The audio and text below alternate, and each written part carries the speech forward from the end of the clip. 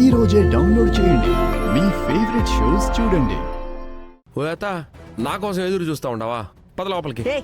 నువ్వు నోరు మూసుకుని పోరా లోనికి. తాగడం తిరగడం తప్ప ఇంటి మీద ధ్యాస లేకుండా పోతుండదు ఈడికి. ఇంట్లో ఏం జరుగుతుండదో ఏమో అని ఏ పొద్దున్న ఆలోచిస్తుండవరా నువ్వు? ఏందత్త పొయ్యి మీద పెనం మాదిరి అట్ట వేడివేడిగా ఉండవు? మెట్టు తీసుకొని కొడతాను. నేనసలే నిండా కోపంగా ఉండాను. నోరు మూసుకుని పోరా లోనికి. ఏమై ఉండదత్త?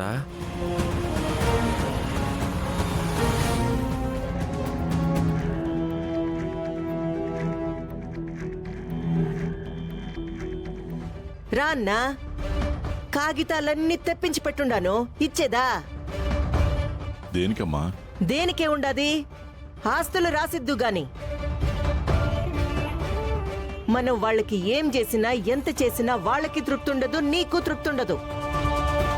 దపాలు దపాలుగా దేనికి? ఒకే తోరి ఓ సంతకం చేసి మొత్తం వాళ్ళ చేతిలో పెట్టే. మనం పొయ్యి వీధుల్లో తిరుగుదాము, లేదంటే కొండ మీదకి పోయి సత్రంలో ఉంటుము. ఇప్పుడు ఏమైందని అలా మాట్లాడుతున్నావు? ఇంకా ఏం కావాలన్నా?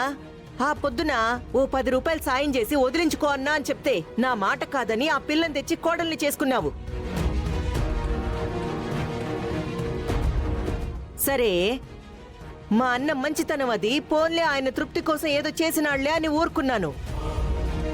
వాళ్ళమ్మకేదో బాగోలేదని వస్తే 4 రోజులు పోయి ఉండేసిరా అమ్మా అని చెప్పకుండా ఆ కుటుంబాన్ని తెచ్చి నువ్వు అవుట్ హౌస్ లో పెట్టేసుండావో.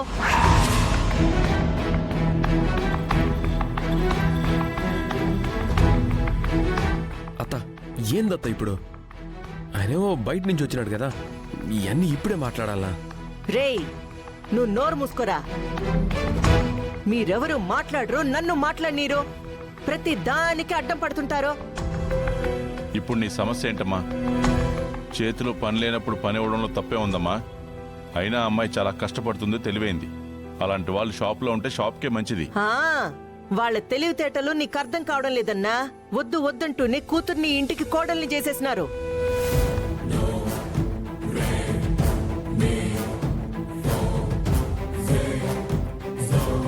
ప్రతి దానికి ఏ కష్టం వచ్చినా ఆడవాడికి కట్టాలనంటే వాడెవడికి దుడ్డిచ్చినావు.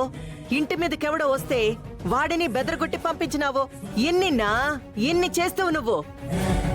ఓ అత్త, నువ్వు మాట్లాడకుండా ఉంటువా లేదా? ఓనా, మీరు లోనికి పోండినా. రేయ్, నువ్వు మధ్యలో మాట్లాడినావంటే మర్యాదగా ఉండదు చెప్తున్నా. ఉద్యోగం ఇచ్చినందుకు ఆస్తి ఇచ్చినట్టు మాట్లాడతావేంటమ్మా? ఓ ఎన్నా, నువ్వు ఈ పొద్దు ఉద్యోగమే ఇచ్చినావు, రేపొద్దు ఆస్తి కూడా రాయించుకుంటారు, అందులో అనుమానమేమీ లేదు.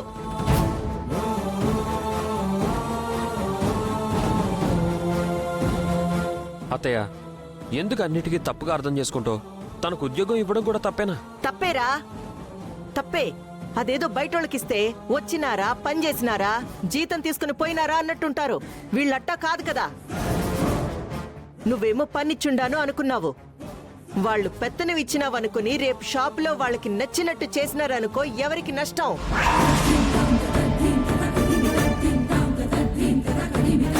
తనేదో జాబ్ లేక బాధపడుతోంది, అందుకని ఉద్యోగం ఇచ్చారు. దానికెందుకు అత్తయ్యా ఇంత గొడవ చేస్తున్నావు? అవునరా, నేను మాట్లాడేది మీకు గొడవ చేసిన మాదిరిదా ఉంటది. ఏమన్నా ఏ పొద్దైనా వాడి గురించి ఆలోచించినావా? మన కోసం గొడ్డు లెక్క కష్టపడుతుండాడు. వాడికేమన్నా మంచి స్థానం కల్పించినావా?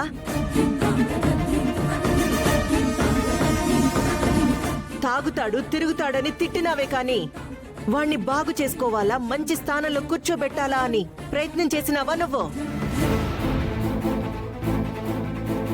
ఊరోళ్ళ గురించి మాత్రం అన్నింట్లో ముందుంటావు.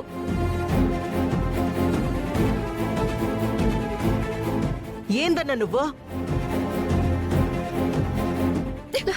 బుద్ధుందా నీకు? ఏ బయట ఏదో పని చేసుకోవచ్చు కదా, వచ్చి షాప్ లోనే చేరాలా? ఎన్నిసార్లు ఎన్ని మాటలన్నా ఒక్కసారి కూడా రోషన్ రాదా నీకు? మాటలు పడ్డానికి పుట్టావా? అబ్బా, బానే రోషం వస్తుండదే మీకు. ఉన్న మాటంటే ఉలుకెందుకమ్మా నీకో? నేను మీ గురించి మాట్లాడట్లేదు, మిమ్మల్ని తప్పు పట్టట్లేదు. షాప్ లో నా చెల్లెలు చేరింది కాబట్టే కదా మీరు ఇలా మాట్లాడగలుగుతున్నారు. ఏం విజయ, ఎందుకు చేరా? ఇప్పుడు మీ బతికేదో మీరు బతుకుతున్నారు కదా, అది చాలదని అవుట్ హౌస్కి వచ్చి ఎందుకు చేరారు? ఆ రోజే చెప్పాను ఇక్కడ వద్దు అని. కాదని ఇక్కడే ఉన్నారు. ఇప్పుడేమో వెళ్ళి షాప్లో చేరావు. లేదక్కా, నేను చేయనంటే సారే చేయమన్నారు.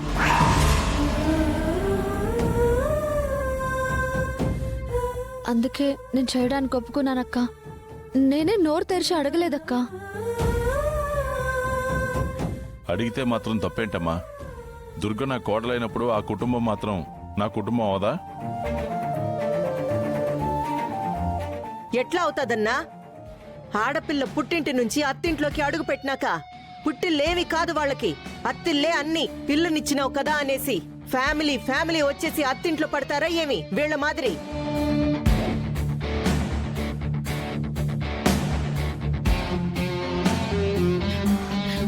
అసలు ఇదంతా నీ వల్లేనే ఇన్ని మాటలు పడాల్సి వస్తుంది. నీ దాన్ని నువ్వేదో ఆటో తోలుకుంటూ ఉన్నావు. అలాగే ఉండొచ్చుగా. ఏసీలో ఉద్యోగం అనేసరికి ఆటో అవసరం లేకుండా పోయిందా?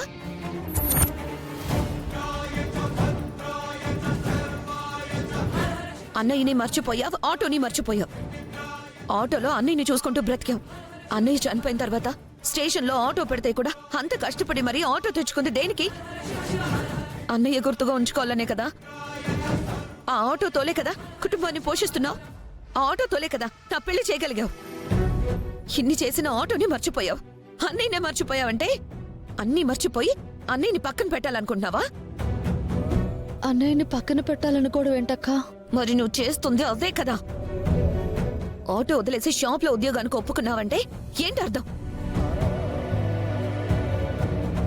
తోలుకోవడానికి ఆటో లేదక్కా, ఆటో లేదక్కా, ఆటో లేదక్కా, ఆటో లేదక్కా.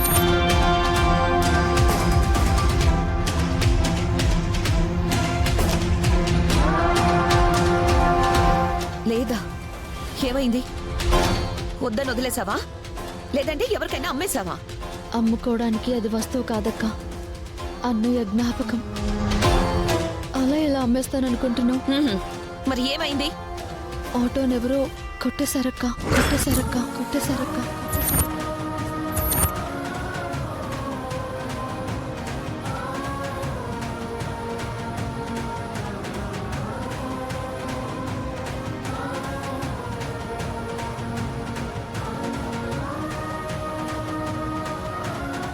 ఆటో కొట్టేశారా? ఎవరే? అసలు ఎలా పోయింది? ఎక్కడ పెట్టావు? ఈ విషయం మీకు చెప్తే బాధపడతారని చెప్పలేదమ్మా. ఆటో కోసం వెతుకుతూనే ఉన్నాను. ఖచ్చితంగా దొరుకుతుంది. అన్నయ్యని మర్చిపోయి ఏసీ గదుల్లో కూర్చోవాలన్న ఆశ నాకేం లేదక్కా. ప్రాణంగా పెంచుకున్న అన్నయ్యని మర్చిపోను. ఆయన గుర్తుగా మిగిలిన ఆటోని కూడా వదిలిపెట్టను. ఎలాగైనా ఆటోని పట్టుకుంటాను. ఆటో విజయశాంతిగానే ఉంటాను.